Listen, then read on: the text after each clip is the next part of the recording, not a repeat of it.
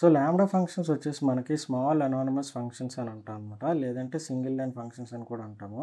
So ఈ lambda functions ఏం చేస్తాయంటే ఆర్గ్యుమెంట్స్ తీసుకొని ఒకే ఒక ఎక్స్‌ప్రెషన్‌తో మనకి రిటర్న్ ఇస్తాయన్నమాట. ఫర్ ఎగ్జాంపుల్ మీకు సింటాక్స్ చూపిస్తాను చూడండి.